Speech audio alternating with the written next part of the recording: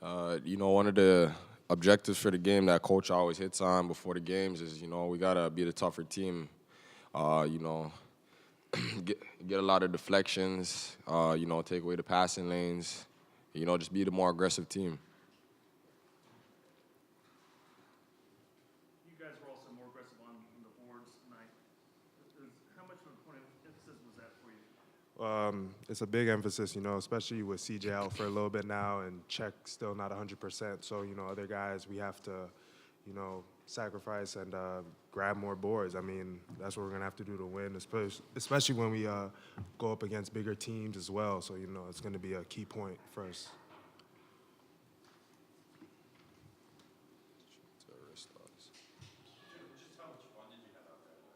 It was fun.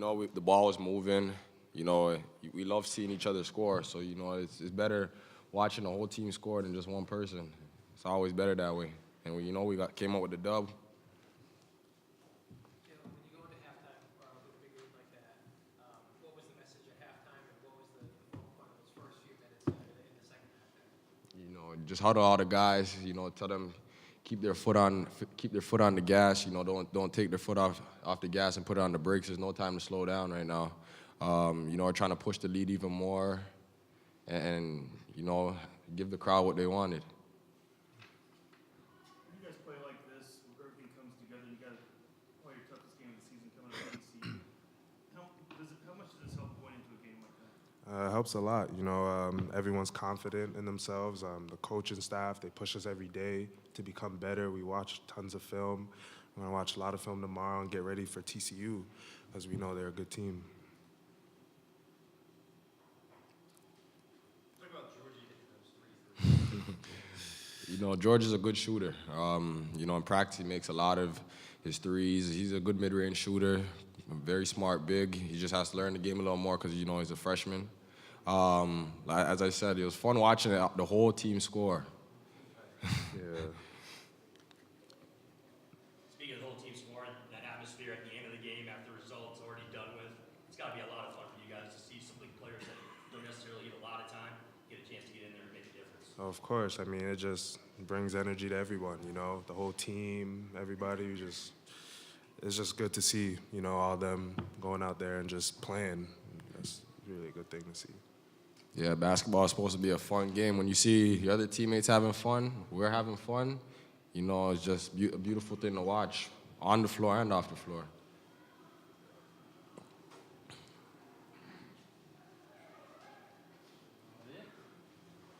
Thank you. Thank you. That they cover these in, what are those things called that keep them cold? Koozies? I got to get a UNLV koozie. Nah, then I might throw some beer in it. I'll be too tempted to drop some quarters in it. Okay. First of all, I'd like to thank everyone for coming out tonight. Obviously, a very good game for my boys. They did some really good things, both sides of the ball. Just got to keep them playing good basketball regardless of the score. I mean, to not know how many free throws at the very end of the game, that's a little disturbing. And just little things like that, you can always pick things apart, but they did some, Northern Arizona did some good things defensively that we're going to see on similar actions on Friday. So that was good to get a look at that as well. Individual accolades, it's always great when you can get everybody in the game. That's what it's all about. As strong as your weakest link. And to see Jalen Ballou drive down the lane and get that layup in traffic was special. Kid works his tail off every day in practice. And it was good to see Larry get an assist. And, you just love the kids. And they bring it every day. And so whenever they get a chance to do that in front of their fans, it's always a special night. So I guess that's about it. I don't really have much to say tonight other than taking your questions, I guess. Happy with the effort. Looking forward to the next game. A little solemn, I guess, because, Chris Jones wasn't able to go tonight, and so we'll have some more information on that in the days to come. I'm not sure of the details of his soreness, and he's under assessment right now. So don't call us, we'll call you, and we'll let you know. We'll send out something that says exactly what's going on. Because if I call Mark, then Kevin's going to get mad. And if I call Kevin, Mike's going to get mad. So I'm not going to call anybody. We'll release something once we get some more information, okay? And then Shekna, trying to be proactive here on your questions. And then Shekna was, he started to feel some pain, which we knew would happen. They said structurally he's fine and was, good to go and play basketball, but he would experience some soreness. But this was kind of unique because it wasn't like it's starting to hurt. It was like it was painful. So we're going to get him checked out as well, and let's say a prayer for him and hope that he's in just regular rehab mode and just got a little irritated. So those two big question marks right now. The rest of the guys are healing up and moving forward. And it was good to get some other guys minutes and opportunity, and it's good to see Troy and Tyrell play well, and a lot of guys contributed in a lot of different ways. So it was a good night for the Rebels. All right, let's open it up. Was it check the foot again, and can you say what part is the issue with Chris? Shek was his foot. Yeah, it was the same thing. It just was when he got cleared to play. There was going to be soreness. So the soreness was really sore tonight. So we shut him down just to make sure that wasn't anything. And then Chris is, it's an area on his foot, and we're checking it out. So you just didn't want to wait for that release, did you? You just figured you'd go ahead and ask anyway. That's all right. I'm going to answer your questions. Got to take care of the beat guy. All right, next question. Wow, that was really fun to see. We talked about it a lot. We talked about how the better teams in the country are really sharing the ball, and especially early in the season.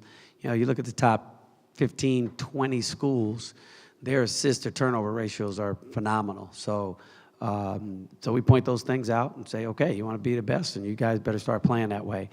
And they did it tonight. We really emphasized, especially to Jovan and some of the better drivers, is to get past your primary defender with the purpose of drawing the secondary defender so that you can get an assist. Now, obviously, if you can get to the bucket and get a score, then you need to do that. It's funny, when we were in film and I asked Jovan, I said, why do you drive? I said, what are you thinking about when you drive? He says, score. You're driving to score. I said, well, it's a silly question on my part for a kid who averaged 26 points in junior college. But I said, well, no, actually you're driving to get someone else a shot. And so we talked about it, and we showed some film on it. And it was really good to see, when you lay out a curriculum of a specific thing that you want to teach, and then the guys respond that quickly. That's pretty good. So that was cool. You get your 35 this week? I don't know. I don't think so, because we had 9 in the first 11 minutes, but then we only got 3 the rest of the first half. I know we had more, so we ended up with 12 in the first half. I know we had more than 12 in the second half, but I don't know if we had whatever that would take, 23 in the second half. That would have been a lot, so I don't think we got there. But they got a lot. They got us out and got us the lead early. I mean, you notice all of the easy buckets that we got off of defense. Those were deflections. So I guess Coach Patino taught me something, huh? Who, George? If he keeps working on his shot after games like he does and walks out there, he's still here at 2 a.m. getting up shots, I might give him some green light. He does if it comes within the flow of the offense. He does have some freedom there. So.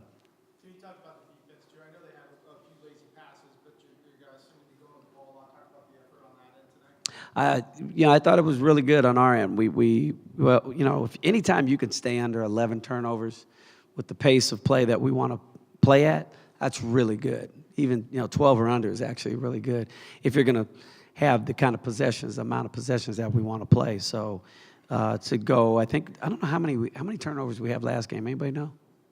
Was it 9? I know it was 9 either last game or the game before. But so that's good. So Marco probably write an article on that, and then we'll have 26 turnovers the following game. So I'm just joking with him because he hit up the free throw topic. Is that a Sports Illustrated jinx or something? Was that the jinx? Review Journal jinx. All right. What do you got next? You mentioned that you saw some action tonight that you expect to see against TCU. Did you like what you saw from your team? No. Right, no, I didn't. With certain personnel on the floor, yes, but in general, no. We didn't handle a couple of the things that they did defensively. I won't give you the full scouting report, but we didn't respond the way I would have liked to. It wasn't horrible, but it wasn't. Most of our buckets came, in other ways. So we got to fix that. And TCU's got some talented guys, some athletic guys, and they're probably don't knock on Northern Arizona, but they're a better conference, and they have some different talents that are going to come in here on Friday. So we got to be ready to defend the home court. Play as well as you did tonight overall, though. Is there some carryover to the TCU game with that overall? Wow, I hope so. I don't know. I think that we're getting better, and I think that things are moving in the right direction. But like any season, there's ebbs and flows, there's peaks and valleys. And I sound like a Hallmark card, huh? But but they got to keep going up, So like as you take a dip, as long as that dip was after you made some improvement, and then you can go back up again, then you're, if you step back, then you're heading in the right direction. So we're not going to play that. We're not going to score 110 every game for the rest of the season. I hope we do. We'll be selling joint out by conference. But when things are clicking and guys are doing the right things, then you're making improvement, and hopefully they can embrace that and say this is how we got to play. So that's why when we had the lulls and we got a little careless, that's when you got to say, guys, just stay in with what works. So we'll get them there. You mentioned the turnovers, Coach. Obviously, the guard position excellent tonight with Jovan and Jalen. There's 4 turnovers between them. Yep. You have to like with Jovan. He feels like he's getting more comfortable in the skin of Division I level. Yeah, he really is. He's a basketball dude. Like he had a very good junior college coach, and he learned a lot from middle school to high school to junior college, and he still is really just like wanting to get better. He knows he's not going to be a 2-guard professionally. He's got to learn how to play this position. So he embraces it, and it's good to see when the kids come off the floor and they acknowledge, like, yeah, I know, or it's some new information I'm giving them, and they go, okay, I got you.